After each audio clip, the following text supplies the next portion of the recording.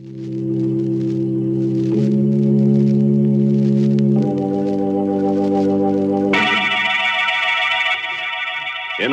Sanctum Mysteries.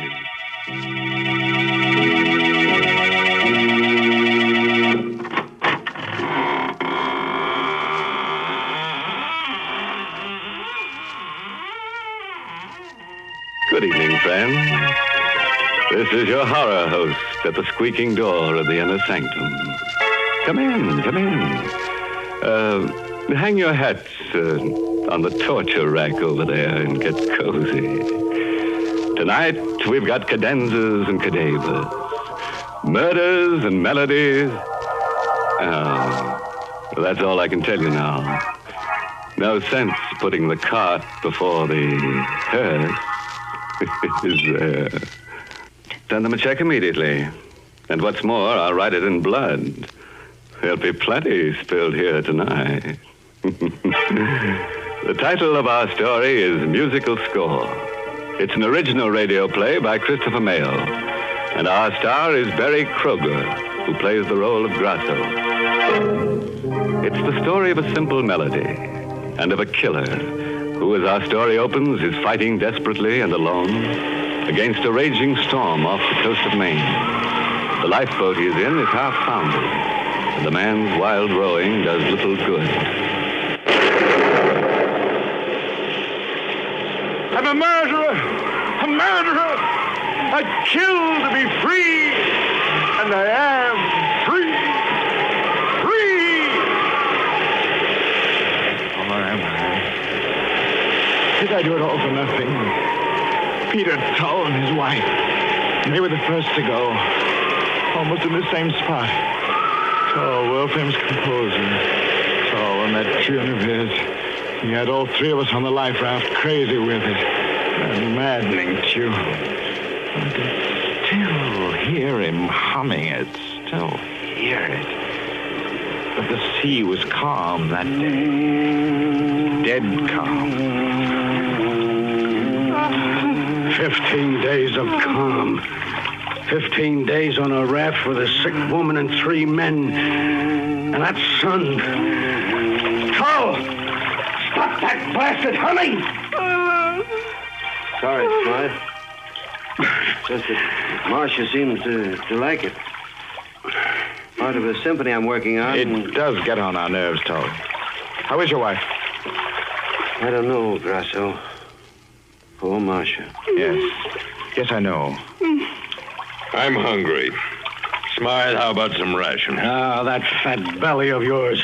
I told you before, even off, as chief mate, I run this life raft. We've got rations for one person for 2 days. The woman eats, we don't. Now forget it. Well, we ought to be practical. Smythe, what made the Santa Margarita go down so quickly? I told you, nothing but a stray mine. It was Argentine registry, coffee boat, a neutral. That's all it could have been. Oh, cut it out, will you, Tull? Or change the tune at least. I can't stand it. Sorry. We're done for. Yeah, you may be a famous playwright, Grasso, but you don't know the sea. We're near the main fishing banks. We got a chance of beating the fisher we can hold out. Tull!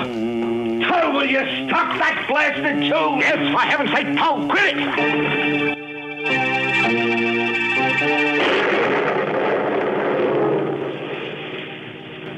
What a trio. A perfume manufacturer, a playwright, and a sailor.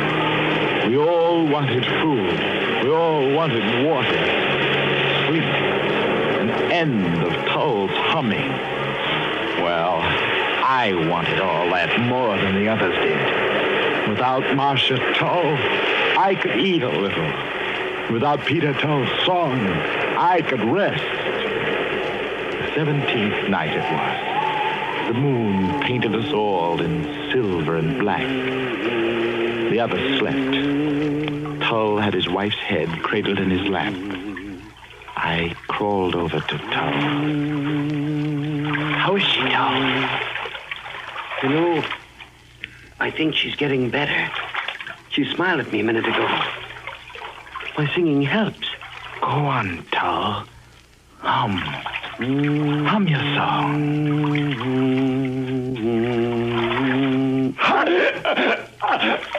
Hum, you little fool, for the last time.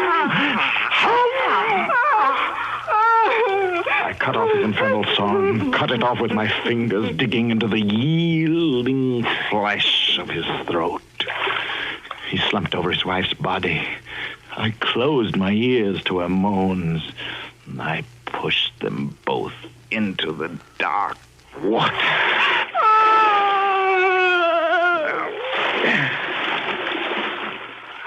I was a murderer.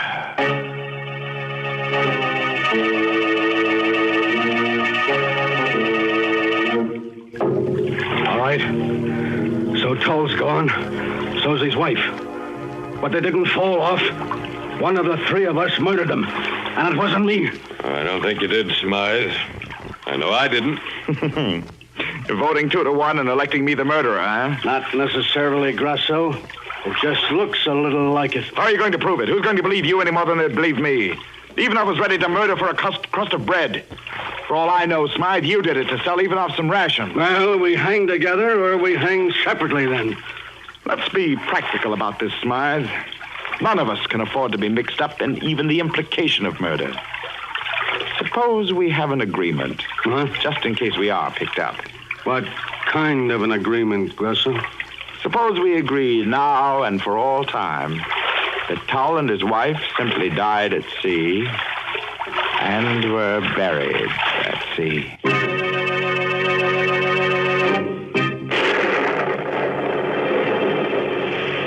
On the 21st day, the rations were gone. And the song, we could all hear Tull humming it from the bottom of the sea.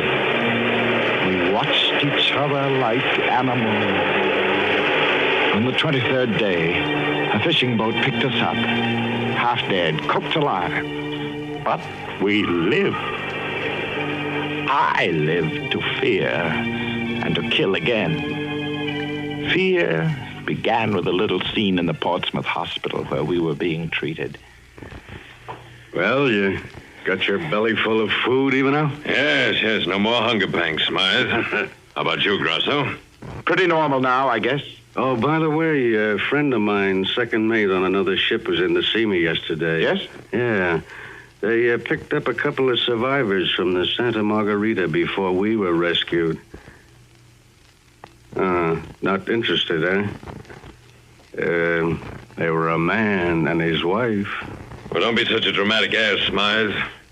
Was it... No, not poor Marcia and Peter Tull, but the friends of theirs, the Abraham Davises. You know him? Davis? The symphony conductor? Yeah, that's him.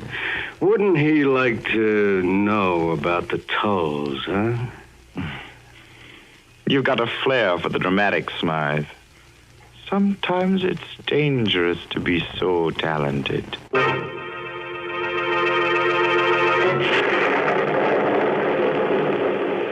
I began to worry if both of them weren't ganging up on me.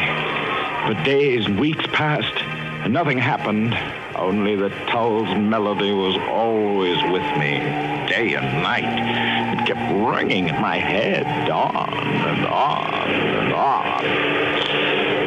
But at least I hadn't heard from the other two until one morning a letter came from Abraham Davis, the symphony conductor and dear friend of the Peter Tulls.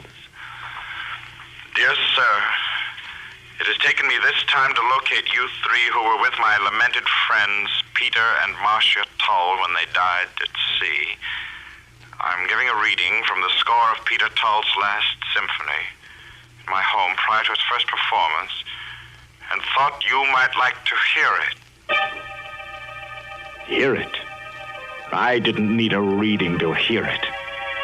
But I'd have to be there. They would be. Maybe plotting to tell lies about me to Davis.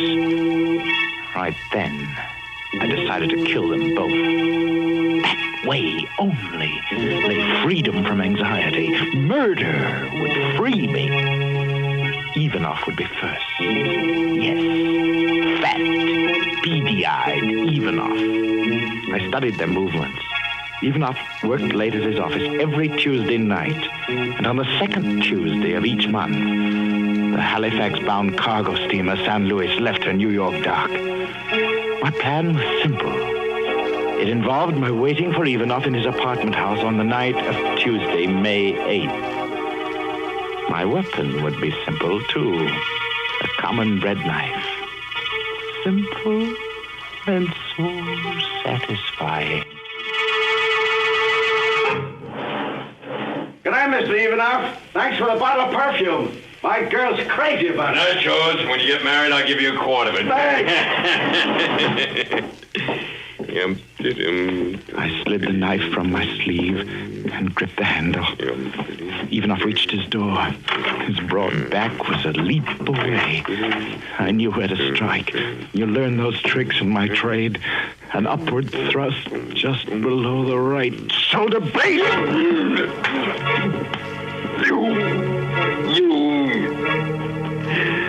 It was you.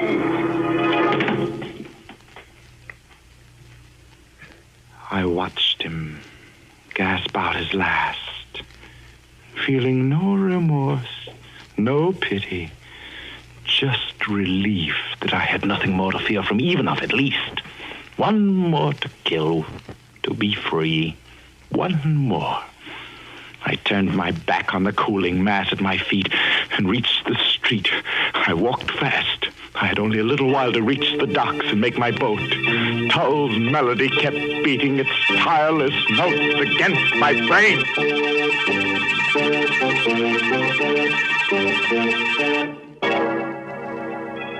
Well, dear me and gory be. That's my idea of a real song plugger. Oh, speaking of music and murder, did you ever hear of the fiddler with a violent temper? He murdered his wife because she was always harping at him. Oh, yes, and because she had a cellist disposition, too. All right. Now let's go back to our murderer who's being haunted by a song. Remember what happened? A composer named Tull and his wife, Marcia, were thrown off a life raft and drowned by one of 3 other men on the raft.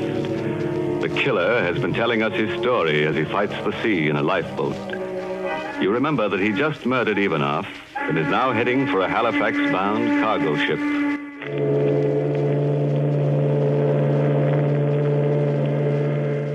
This is your spectrum, Mr. Grosser. Anything I can do for you? No, thanks. Not just now. I'm going right to bed. When do we reach Halifax? Tuesday morning, sir. Yes. Good night. Thank you. Oh, wait. I'm afraid I'm rather a nervous traveler. Well, just between us, do we have competent officers aboard? The best, sir. Captain Jarms is tops. Oh. There's no better chief mate anywhere than Mr. Smythe, sir. So he was there. I'd gone to a lot of trouble to get aboard that ship, and he was there. I kept out of his way entirely until last night. We were off the main shore. It was raining slightly. I slid the long, well-pointed bread knife into my sleeve and made my way toward the afterdeck. It lacked 3 minutes of 8 bells.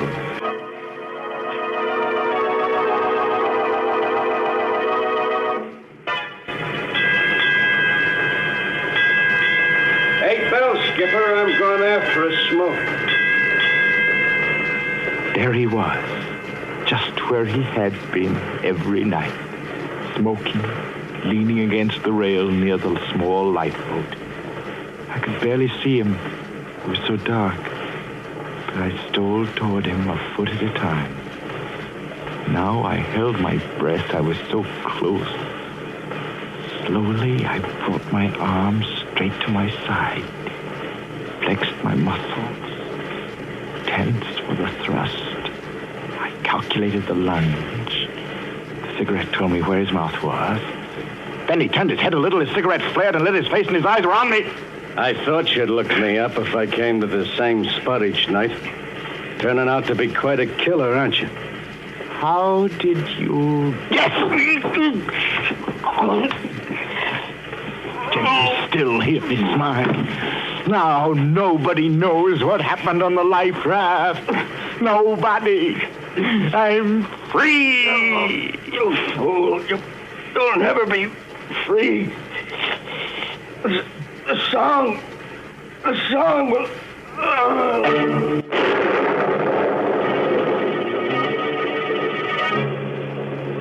I dumped Smythe into one of the small boats and climbed in myself. I pushed out on the davits and lowered the boat to within a couple of feet of the water, and then climbed down the supporting ropes to it. I cut the ropes. The black hull of the ship slid past. We were alone, just Smythe and me. And Smythe was dead. So I threw him overboard, and I was alone and free. And tonight, I'm alone and free. Hear me, Tom! Hear me! No. Am I going crazy? There can't be a light. Not a light. What? It is. It's land. Rocks ahead. And the surf breaking against them. I'm close. Too close. I'm going to crash into them. The surf's picking up the boat and throwing me down the rocks. I'll be killed. No!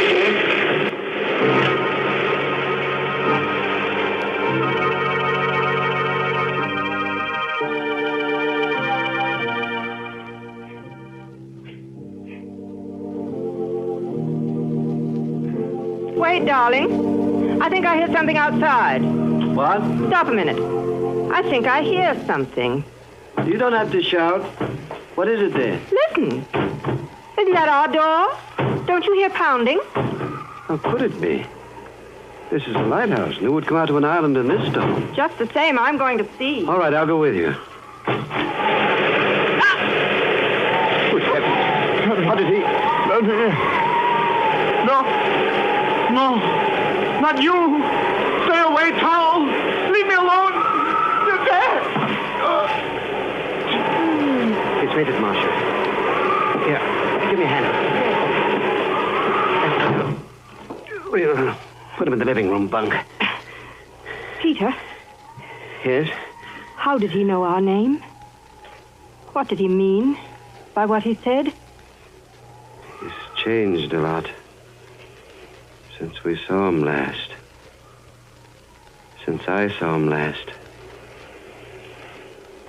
He was on the life raft with us.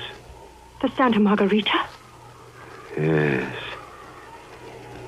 I'd know him better than you would. You were ill. His name's Grasso. His was the last voice I heard before we fell overboard.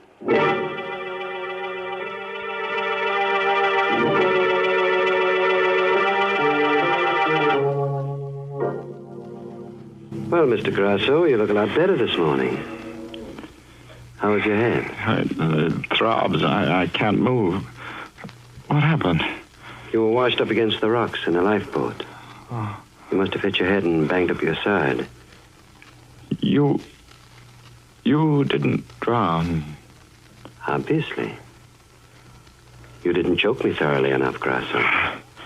The water revived me. And I was clutching Marcia's dress. Yes, but how did you... Get here? Yes. Fishing boat. It was almost dawn when you tried to kill us. I managed to hold Marcia up for a little while. We were lucky. What are you... Here. Put your arm around my No. neck. I'll take you to the tower. Where's your wife? Marcia's gone to the mainland to get the doctor. We're alone. Yes. We're alone. Relax now. No, let me go, Tal. I didn't mean to do it. I was crazy with hunger, and that tune of yours. We were all crazy, Tal. I'll pay you. No, I'll pay you. It's too late, Grasso. Anything. Don't struggle. You could start a hemorrhage that way. What are you going to do to me? Why, nothing, of course. Here we are. You're not bringing me up here for the sun and the air, Tal. You'll be Why? very comfortable in this bed. Marcia liked it here. Wonderful view in every direction. These windows here pull to one side. What? Like this, see? Now, I'll leave you to rest. No, don't! Don't what, Grasser? Why, I don't know. But you're up to something. Don't be silly. I'm just going to work on my music for a while. I'm having trouble with one part in it. It goes... Huh?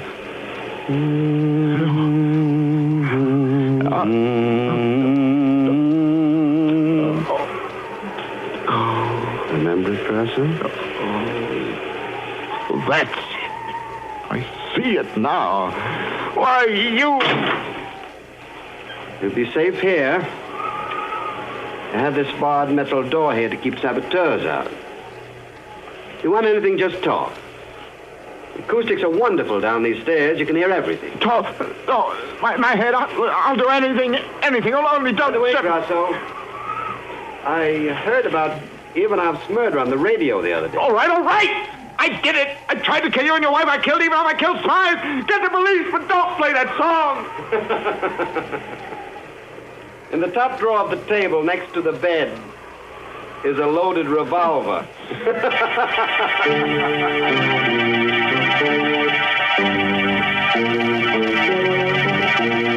Stop, Tom! Stop! My head.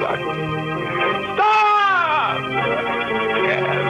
Can't go on. Revolver. God. Yeah. It'll stop it. Now I'll never hear that song again. Never. Play it! Play your melody, Tom! And the blaze is with you!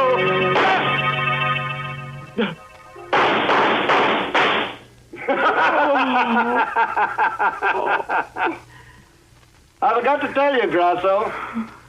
The gun is loaded with blanks.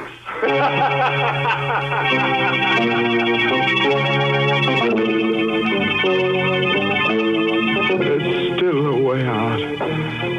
There's still a way out. All right. Tom, you win.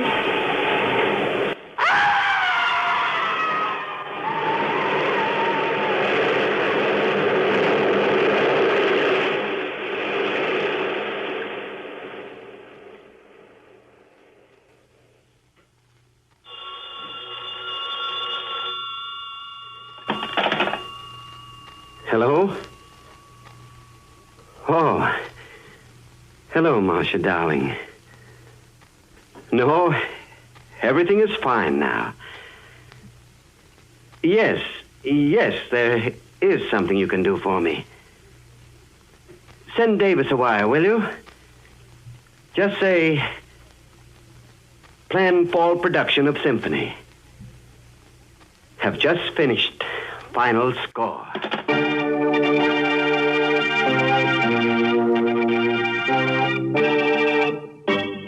Say, how would some boogie-woogie sound to you right now, I'd settle for a nice, cozy fife and drum corpse. Sure, we got a moral for tonight's story. If you're thinking of marrying a musician, insist on a big house. Don't go in for this light housekeeping stuff. Now listen to this. Our star next week will be the famous dramatic actor of stage and screen, Raymond Massey. He will appear in a story about a man who plays chess. Nice, quiet little sport, Except that our friend uses human beings for his chess pieces. And by the time the game is over, those pieces are just too dead to move. Now it's time to close the squeaking door until next Tuesday. Bring you Raymond Massey and another Inner Sanctum mystery story directed by Hyman Brown. So, until then, good night. Pleasant dreams.